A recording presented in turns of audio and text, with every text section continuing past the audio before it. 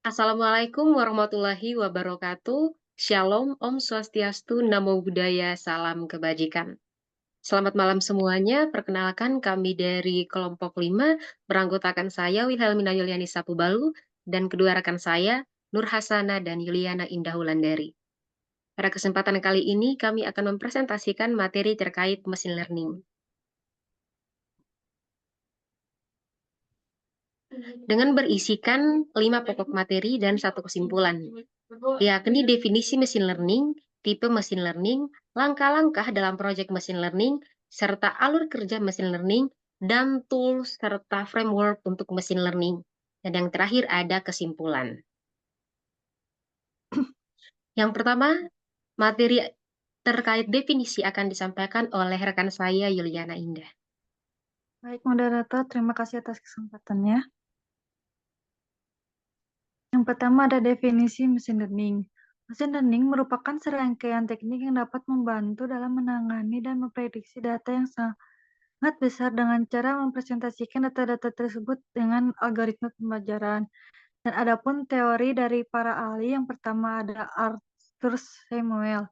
Istilah machine learning pertama kali didefinisikan oleh Arthur Samuel pada tahun 1959.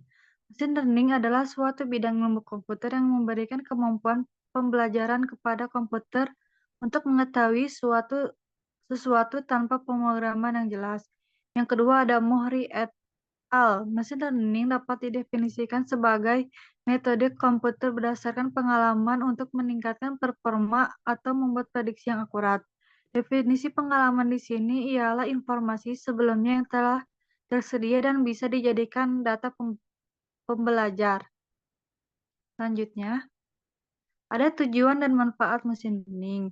Yang pertama, solusi penyelesaian masalah bisnis, yaitu perkembangan teknologi kecerdasan buatan dapat dijadikan sebagai solusi penyelesaian masalah bisnis yang terkait pada jumlah data banyak. Lalu yang kedua, memahami perilaku konsumen.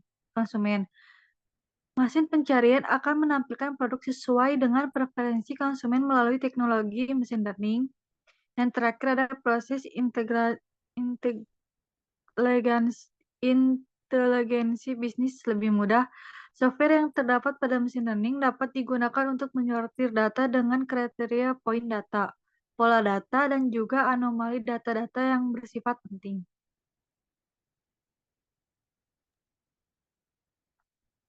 Baik, terima kasih Saudara Yuliana Indah. Selanjutnya ada penjelasan terkait tipe machine learning. Yang pertama ada supervised learning atau pembelajaran terarah yang merupakan sebuah pendekatan machine learning dengan menggunakan data yang telah diberi teks atau sebuah dataset yang telah diketahui oleh perancangnya. Tujuan dari metode ini adalah agar mesin dapat mengidentifikasi label input baru dengan menggunakan fungsi yang ada untuk apa? Untuk memprediksi dan melakukan klasifikasi. Dengan mengamati data tersebut, metode ini dapat membuat model yang dapat memetakan masukan baru menjadi sebuah luaran yang sesuai. Ada jenis dari supervised yang terdiri dari 2. Yang pertama, ada regresi. Regresi ini merupakan teknik yang dapat memprediksi nilai atau hasil tunggal dengan menggunakan data pelatihan. Dan yang kedua, klasifikasi, yang dimana klasifikasi ini dapat mengelompokkan nilai dari luaran ke dalam kelas tertentu. Jika algoritma mencoba memberikan teks masukan ke dalam 2 kelas yang berbeda, maka hal ini disebut klasifikasi biner. Jikalau memilih antara lebih dari 2 kelas yang berbeda, maka hal ini disebut sebagai klasifikasi multikelas. Kemudian ada unsupervised learning. Ini merupakan pembelajaran tidak terarah yang dapat memodelkan sebuah himpunan masukan seperti penggolongan atau clustering. Hal ini merupakan teknik pembelajaran machine learning di mana perlu adanya pengawasan terhadap modelannya serta mengizinkan model tersebut dapat bekerja sendiri guna menemukan informasi yang dibutuhkan. Hal ini terutama berkaitan dengan data tanpa label. Pada umumnya, unsupervised learning digunakan untuk 3 hal utama, yaitu yang pertama ada clustering, kedua ada association rule algoritma, dan yang ketiga ada dimensionality reduction. Yang ketiga ada semi-supervised learning. Ini merupakan pembelajaran semi terarah yang merupakan tipe yang menggabungkan antara supervised dan unsupervised untuk menghasilkan suatu fungsi. Semi-supervised learning ini sendiri dapat juga diartikan sebagai salah satu jenis machine learning dengan melibatkan data dalam jumlah yang kecil hingga data yang sangat besar, baik data dengan label maupun tanpa label. Ada beberapa contoh daripada semi-supervised learning. Yang pertama ada speech recognition, yang kedua ada web content classification, dan yang ketiga ada the document classification. Kemudian yang terakhir ada reinforcement learning. Reinforcement learning ini merupakan tipe algoritma machine learning yang membuat agent software atau mesin dapat bekerja secara otomatis untuk menentukan perilaku yang ideal sehingga dapat memaksimalkan kinerja algoritmanya. Cara kerja dari reinforcement learning ini berbeda dengan supervised learning yang memiliki jawaban pasti. Dalam metode ini, mesin direkayasa untuk menjalankan perintah berdasarkan situasi yang dihadapinya. Disebabkan oleh tidak adanya jawaban yang benar atau yang pasti, mesin dapat belajar dari pengalaman sebelumnya untuk menghindari kesalahan. Ya, materi selanjutnya akan disampaikan oleh Yuliana Indah. Baik, terima kasih moderator. Saya akan menjelaskan langkah machine learning. Yang pertama itu ada identity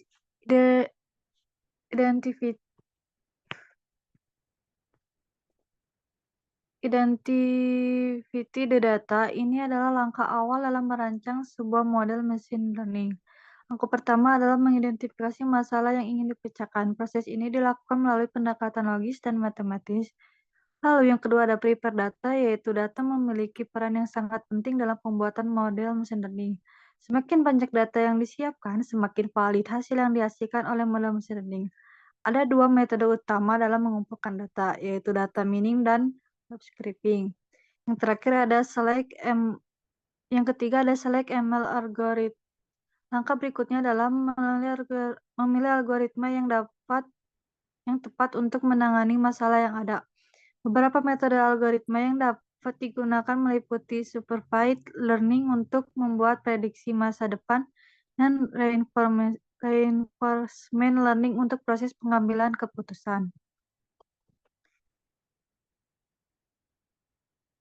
Yang keempat ada split data. Proses ini melibatkan pembagian data untuk memudahkan langkah-langkah berikutnya.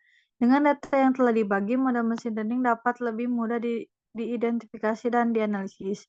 Yang kelima ada train. Proses pelatihan train digunakan untuk melatih model machine learning dengan menggunakan data yang telah diproses.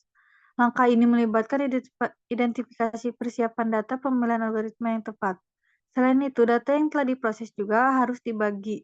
Model dilatih agar dapat mengklasifikasikan data yang sesuai dengan kategorinya.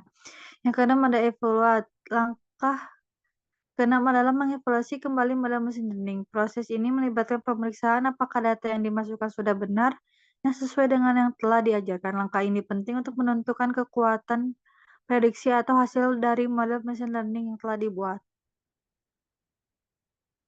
Yang ketujuh ada predik. Ini adalah tahap uji coba untuk memastikan apakah model machine learning yang telah kita buat bekerja dengan baik.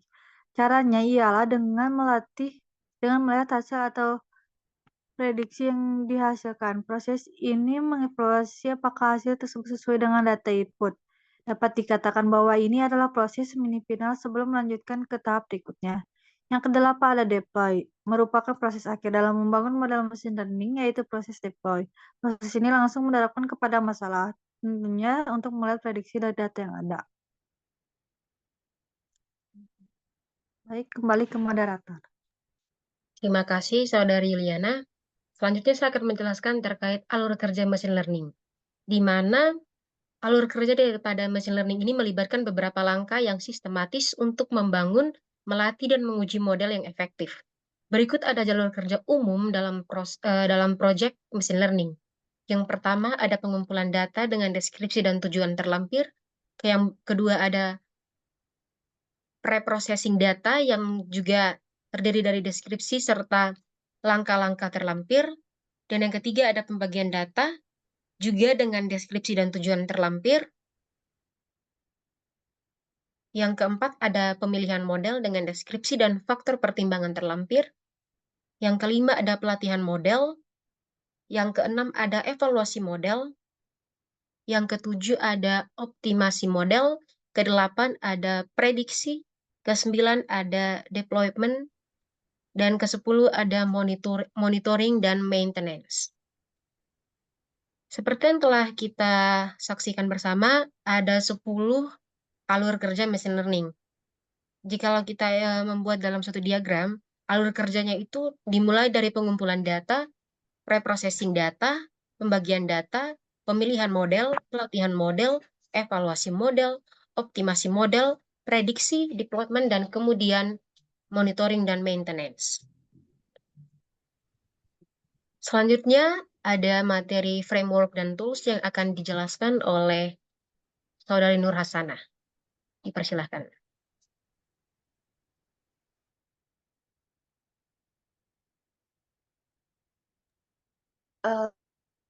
Terima kasih kepada moderator.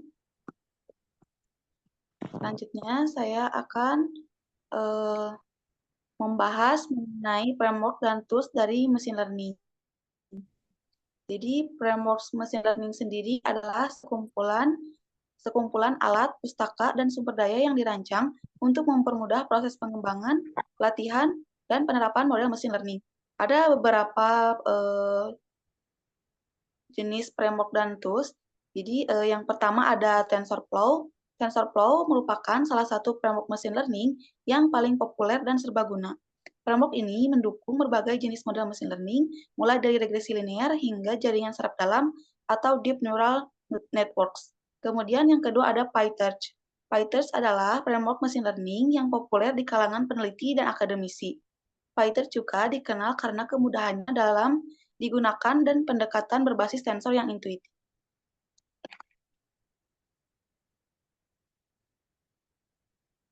Kemudian yang ketiga ada scikit-learn, yaitu framework machine learning yang populer di kalangan pemula dan pengembang yang bekerja dengan data tabular. Framework ini menyediakan berbagai alat untuk pemodelan prediktif, termasuk regresi, klasifikasi, clustering, dan pengurangan dimensi. Kemudian yang keempat yaitu Keras. Keras adalah API machine learning yang dirancang untuk menyederhanakan pembangunan model deep learning. Framework ini sering digunakan bersama TensorFlow, namun juga digunakan dengan backend lain seperti Theano dan Microsoft Cognitive Toolkit. Kemudian yang kelima ada Microsoft Azure Machine Learning Studio. Ini merupakan platform cloud yang memungkinkan pengguna untuk membuat, melatih, dan menerapkan model machine learning dengan biaya yang terjangkau. Studio ini juga mendukung berbagai jenis algoritma machine learning dan memungkinkan integrasi dengan berbagai data source. Next.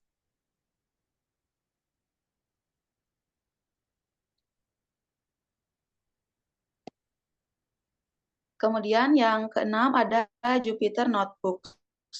Jupyter Notebooks adalah aplikasi web open source yang memungkinkan pengguna untuk membuat dan berbagi dokumen interaktif yang berisi kode, visualisasi, dan narasi.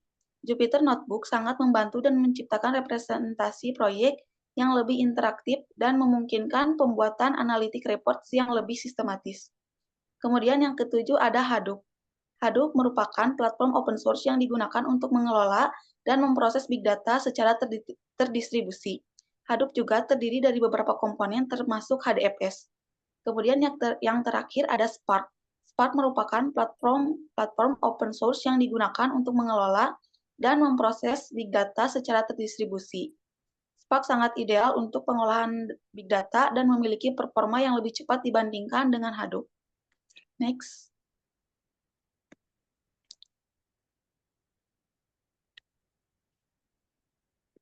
Selanjutnya ada contoh dari machine learning dalam bidang industri. Machine learning merupakan bagian dari integral dari bidang kecerdasan buatan atau AI yang telah berubah lanskap dari industri secara dramatis. Teknologi ini memungkinkan komputer untuk memahami data, mengidentifikasi pola, dan mengambil keputusan berdasarkan pengalaman sebelumnya. Semuanya tanpa bercampur tangan manusia. Berikut adalah beberapa contoh machine learning dalam berbagai sektor industri. Yang pertama, contohnya dalam sektor manajemen produksi dan manufaktur, yang dimana contohnya adalah perawatan prediktif dan perancangan produksi. Kemudian yang kedua, keuangan dan perbankan, yaitu deteksi penipuan dan analisis resiko kredit. Kemudian yang terakhir ada e-commerce dan pemasaran, yaitu dalam bidang analisis dan rekomendasi produk. Sekian yang dapat saya sampaikan, kembali ke moderator. Terima kasih Saudari Nur Hasanah. Baik, sekarang saya akan menyimpulkan presentasi kami. Machine learning adalah teknik yang menggunakan algoritma untuk menganalisis dan memproses big data, memberikan solusi bagi berbagai masalah bisnis, memahami perilaku konsumen, dan mempermudah proses intelijen bisnis. Dengan berbagai jenis pembelajaran seperti supervised, unsupervised, semi-supervised, dan reinforcement learning, machine learning memungkinkan prediksi dan klasifikasi yang efektif. Langkah-langkah dalam machine learning meliputi identifikasi data, persiapan data, pemilihan algoritma, pelatihan model, evaluasi, prediksi, dan implementasi. Beberapa dari framework dan tools populer termasuk TensorFlow, PyTorch, Scikit-learn, dan Keras, serta platform seperti Microsoft Azure, Jupyter Notebook, Hadoop, dan Spark, yang semuanya membantu dalam pengembangan dan pengolahan model machine learning. Ya, untuk referensi kami terlampir. Sekian presentasi dari kelompok 5 yang terdiri dari Wilhelmina, Nur Hasanah, dan Yuliana Indah. Terima kasih kepada rekan-rekan dan kesempatan ini. Kami tutup. Wassalamualaikum warahmatullahi wabarakatuh. Terima kasih. Waalaikumsalam warahmatullahi wabarakatuh. Akhirnya.